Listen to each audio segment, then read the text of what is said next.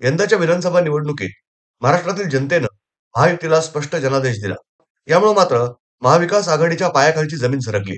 महाविकास आघाडीमधील अनेक नेत्यांनी या निकालावरच प्रश्नचिन्ह उपस्थित केलाय. महाविकास आघाडीतील अनेक पराभूत नेत्यांनी निवडणूक आयोगाकडे फेर मतमोजणीसाठी अर्ज दाखल केलेत. जसं राहुरीचे पराभूत उमेदवार प्राजक्त तनपुरे, पारनेरचे पराभूत उमेदवार राणी लंके, कोपरगावचे पराभूत उमेदवार संदीप वरपे अशा अनेकांनी फेर मतमोजणीसाठी अर्ज केले आहेत. यासाठी लाखो रुपयाचं शुल्क देखील त्यांनी भरलं आहे.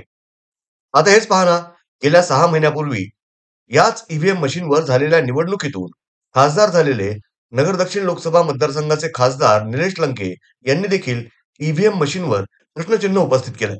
आम्हाला जिथं हजाराचं मताधिक्य मिळणं अपेक्षित होतं, तिथं फक्त 100 ते 150 मताधिक्य मिळालंय. यामुळं हे सगळं शंकास्पद आहे. अनेकांनी सांगितलं की आम्ही मतदानच केलेलं नाही, मग एवढं मतदान झालंच कसं, असे काही प्रश्न उपस्थित करत त्यांनी ईव्हीएमवर शंका व्यक्त केली.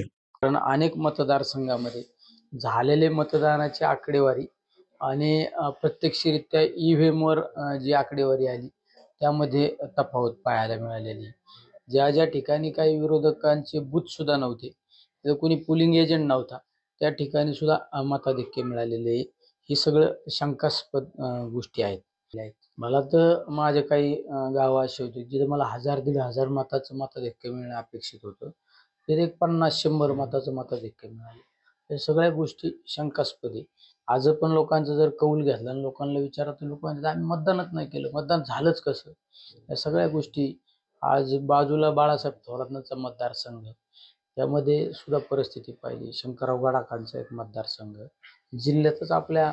आज जर तुमच्या प्राजक्त तनपुरेंच्या मतदारसंघामध्ये राहुरी आणि नगर असा मतदारसंघ होता, त्यांचं राहुरी हे होम ग्राउंड होतं, त्या ठिकाणी सुद्धा मताधिक्य मिळणं अपेक्षित होतं, मिळालं नाही.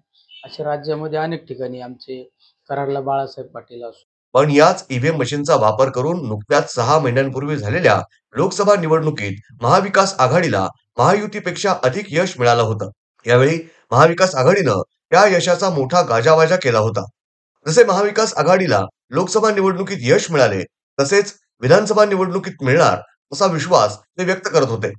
मात्र आता विधानसभा निवडणुकांचा निकाल लागला आणि या निकालात महाविकास आघाडीला जनतेनं नाकारल्याचं दिसून आलं. त्यामुळं विरोधकांच्या माध्यमातून ईव्हीएमचा मुद्दा उपस्थित केला जात असल्यानं सर्वसामान्यांमध्ये संभ्रमाचं वातावरण पाहायला मिळतंय. ब्युरो रिपोर्ट, न्यूज डेस्क, महानगराची लाईफलाईन, मेट्रो न्यूज.